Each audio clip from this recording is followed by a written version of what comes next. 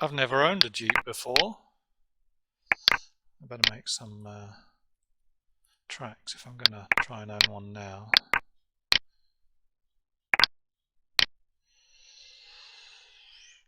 So I've got 5 minutes to figure out how much I want to spend. So 2015 Jeep Wrangler seems to be quite in demand. Private party, I've got $17,000. I could trade it in for $15,000 if it's in good condition. This one, if it was in fair condition, still quite a lot, 14 grand. So if you look at the photos of this fella, you can see he's missing the fenders. Perhaps that's supposed to be what the bumper's looking like. Fenders, rear bumper. It looks like they're halfway through a delete of the tyre carrier. I'm not sure if that's just the license plate fitting. I am not sure. They fitted it there. So if you kind of just go to any random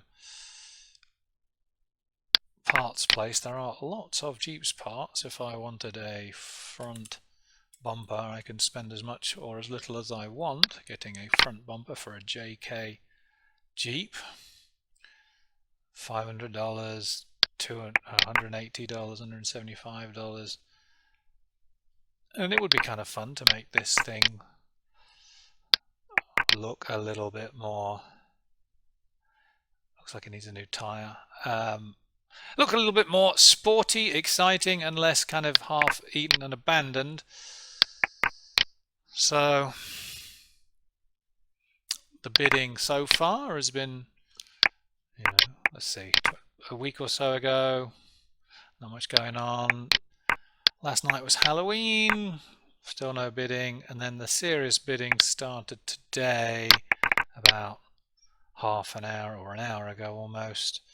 It went up from being around the 5 or 6 grand mark to being around the 10 grand mark, and that is with a 10% on top of that would be your auction fee. So I did the Carfax report on that particular Jeep, and it has no accidents, has some service history and 2 owners, and the last owner only owned it for a little bit, although if I scroll down the number of records here, it suggests that just before that was sold, the dealer serviced it. Interesting thing I found here was, not that interesting, terrifying really, is that it failed an emissions test. Then it must have passed an emissions test. It was serviced. And then it passed the emissions test. That was at 80,000 miles, and that was 6 months ago. Let's see if someone else has put a bid in. 1 minute, it's pretty exciting. I could have just bought a Jeep. So it looks like no accident, somewhat serviced, relatively low miles. Let's see, 2015, so that's 7 years. So slightly less than 15,000 miles a year, unless they've done like 40,000 since February, which I hope they haven't. They've been too busy, it looks like, taking the sides off the car.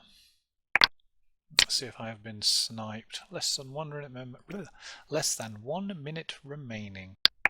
Let's have a look. Lot has ended. Looks like I just bought a Jeep. Oh my goodness. I guess I wasn't expecting to do that when I woke up this morning, but that just happened. So next steps are pay for the darn thing and then go pick it up and see what kind of condition it's in and see if I need to get it towed here, if I can drive it back. Well, let's have a look. I have unfortunately done it again, arriving at a wrecker's yard to pick up an abandoned or trashed vehicle without checking anything about it before the auction. That's not strictly true. I did check to see if it had been an accident that had been reported, and it said no, but I only looked at like 5 little photos, so Getting a bit excited to see what I have done. This is a turn up for the books. It has a key. So this is this is I guess it's not been aligned very well.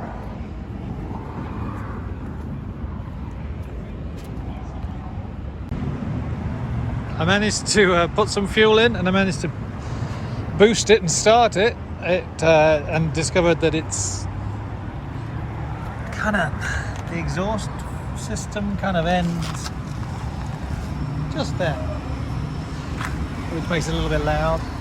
And we're just getting our friends at AutoZone putting in a 90-day warranty, $70 battery. Yeah, it seems kind of churlish to read the codes from the ECM when there's no exhaust, but so I probably won't bother doing that. Yeah, I could definitely use a couple of tyres. Could use something there, whatever that's supposed to be. Wrangler Unlimited sticker, bolts, maybe a little step that you can stand on to get in and out of the damn thing. I don't know if this is a regular lift height or not, a regular height, ride height. It is extremely tall for no good reason. Feels like it's going to fall over at any moment. Jeep all! So this is the front seat where they've been drilling for, maybe they've been fracking in here or something. The gauges are pretty cool. The temperature always reads off. The revs are always at 1800 and there's never any fuel. There's just no needle there. Yeah, there's a little bit of, what even is that? Okay. There's a little bit of wiring here, which, yeah, then I threw the dum bullet down there because I didn't want to have that on show in case I got stopped by the police. Although I am legal, I am insured, I've got temporary tags and everything. Yeah. And those are all the free stickers you get. Oh yeah, and there's a bit of a gap there.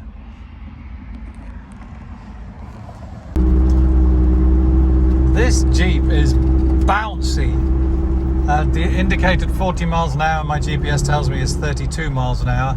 And really, I daren't go any faster than that because I have been over a few bumps and this car has tried to throw me out, which I've never had in a car before, bouncing from side to side. And I googled it and it comes up pretty soon. It's called the death wobble, where there's so much slack in the suspension, various components, that it just bounces and the front wheels shake backwards and forwards uncontrollably, and it rips the car apart. It definitely felt like I was being ripped apart and about to be spat onto the side of the road, and nothing would stop it apart from coming to a complete stop.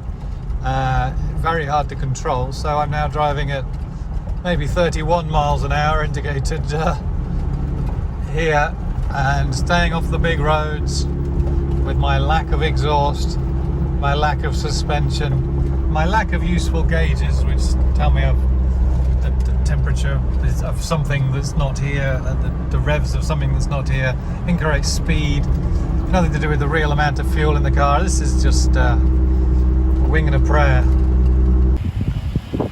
This is aftermarket or not?